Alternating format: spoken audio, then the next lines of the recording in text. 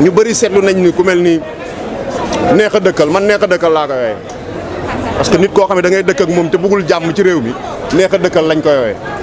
jàpp naa ni état du Sénégal war na jël ay responsabilités am régler problème waa jooju de façon définitive parce que nag crédibilité état moo taxaw suñ ko defulee boo ëllëgee nañu xam ne ñun Sénégal ñun ñëpp ci jungle lañ nekk na ku nekk def lu ko neex taxaw ne kenn du ma àtte wala du ma wuyu ji justice loolu menace la pour état du Sénégal menace la pour citoyens yëpp donc état bi dafa war a jël ay responsabilités Ousmane Sonko dem wuyu ji devant les tribunaux d'abord am na lu ñu koy jiiñ loolu c'est strictement privé mais il a incité à la violence il a fait tuer 14 personnes dans ce pays à cause de son appel à l'insurrection cela aussi ne doit pas ne doit être passé sous silence. Il doit répondre de ses actes. Si on ne le fait pas, le Sénégal devient bu wuyul bu fekkente ni atte wuñ ko ci loolu réew mi daanaka ndand fay lay doon boo xam ne ku mu neex lu la neex nga def et cela c'est dangereux lu dangereux la pour Sénégal te moom ak keneen ku fi mën a ñëw suba lii buñ ko réglé wul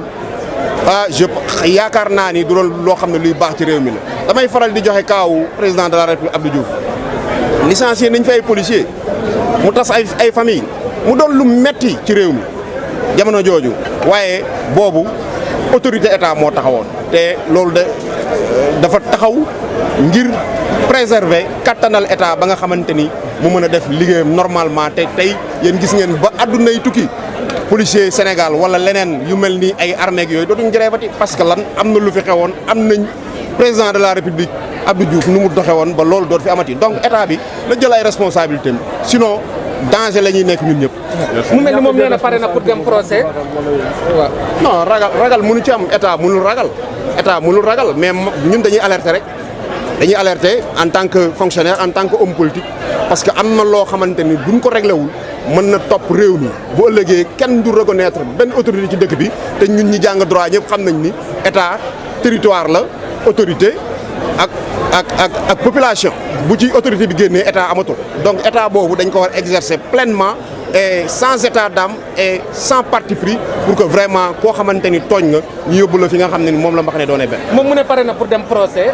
wàllu Adji Sarr tamit Me El Hadji Diouf nee na pare na pour dem est-ce que yow yaakaar nga ni état Sénégal ak ni dossier bi mel ak coow li ci nekk pare na pour organiser procès. dossier bi ñi ko yor ñoo xam li ci nekk man xaw ma lu ci nekk mais li ma leer daal mooy Sénégal képp kuy sénégalais ñu woo la tribunal da nga war a dem ak koo mën a doon prix bu mu jar lu mu jar pour loolu am na ko jar mais réew mi du doon sakosu golo boo xam ne lu waay neex def lu la neex nga wax loolu dafa war a arrêter parce que loolu wóorul ci Sénégal donc état bi moom laay wax encore une fois na jël ay responsabilités ñu régler loolu parce que lu ko may nekkatuñ ci état ci jungle lañ nekk lu ko may nekkatuñ ci état ci àll lañ nekk lu waay neex wax lu waay neex def te loolu je pense que du sax ci état. La défiance aujourd'hui a atteint son paroxysme. Je pense que l'État a l'obligation de prendre ses responsabilités et de régler ce problème une bonne fois pour toutes. Quel que soit le prix à payer, l'autorité de l'État doit être de rigueur. L'État ne doit pas perdre la face devant ce gars. Donc moi j'en appelle au sens de la responsabilité de l'État pour qu'il prenne ses responsabilités devant Ousmane Sonko parce qu'il est en train de défier l'autorité de l'État du Sénégal. Et je pense que cela n'est pas une bonne chose pour la postérité même de ce que nous partageons tous et qui nous est très cher, le Sénégal. En faisant quoi par exemple? Je pense qu'il doit d'abord répondre des accusations portées contre sa personne. Et en plus de cela, je pense que les faits sont constants. Ousmane Sonko a appelé à la rébellion. Il a appelé à l'insurrection au vu et au su de tout le monde, ce qui est constitutif d'un délit grave d'atteinte à la sûreté de l'État. Donc, ne serait-ce que pour cela, il doit être jugé. Et il appartiendra à la justice de voir s'il est coupable ou non. En ne le faisant pas, je pense que l'État aura simplement perdu la face devant Ousmane Sonko. Et cela n'est pas une bonne chose pour l'autorité de l'État que le régime doit incarner. Il dit être prêt à aller à un procès et l'autre partie également, par le biais de son avocat, dit être prêt à aller à un procès. Mais est-ce que vous croyez que l'État du Sénégal, actuellement, vu la tournure que le dossier a eue, est prêt à organiser ce procès? Il n'y a pas de tournure à prendre en considération dans cette affaire-là. La justice doit être dite et je pense que nous sommes dans un État où les pouvoirs sont séparés et chaque pouvoir assume sa part de responsabilité dans la conduite des affaires publiques. Il y a une justice qui dit le droit, il n'a qu'à aller au tribunal pour que ce droit-là soit dit, s'il est blanchi, qu'il soit innocenté, et s'il est coupable et qu'il en paye le prix. Mais il n'y va pas de l'intérêt et de la survie même et de la crédibilité de l'État pour qu'on laisse Ousmane Sonko continuer à défier l'État de cette manière-là. Cela est absolument scandaleux et je pense que l'État doit y mettre un terme. Voilà. Mais au nom de la paix, ce qui s'est passé en mars 2021, serait-il pas mieux peut-être de mettre... Ce qui s'est passé en mars 2021, rassurez-vous, ne se passera pas, ne se reproduira pas. Ça, vous pouvez en être convaincu, ça c'est évident. L'État a déjà pris ses responsabilités.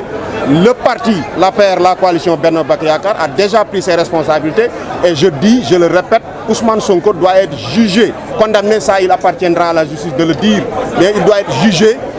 quel qu'en soit le prix, et adviendra que pourra.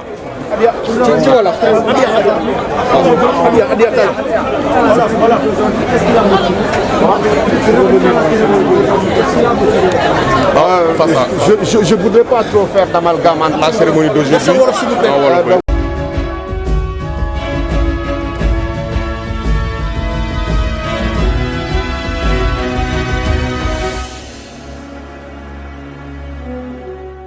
ku ne xam ne ne yàlla daa bind te yemalewul am na ñu matal am ñu matlewul waaye ba mottali amee ba léegi kenn sonnatul buur kattan di produit 100% naturel sans effet secondaire ñu defare ko li nga xamante ni moo di petit cola bisaab ak jinjeer ñoo ngi jàppale leen ci seen wàllu kattan ak seen wàllu wërgu-yaram bu nekk jar na fi nguur ak keng ba ci kikirikiij waaye bii mooy seen buur di buur kattan ballonnement moo ci mën constipation faiblesse sexuelle diabète sinusite éjaculation précoce di joxe appétit sexuel teg ci itam day raxas sa biir ba mu set wecc wooteel gaaw ci 77 413 59 24 77 413 59 24 xar yëpp xar lañ waaye laadum da ciy gën te bu ñu nee góor ngóoraa tax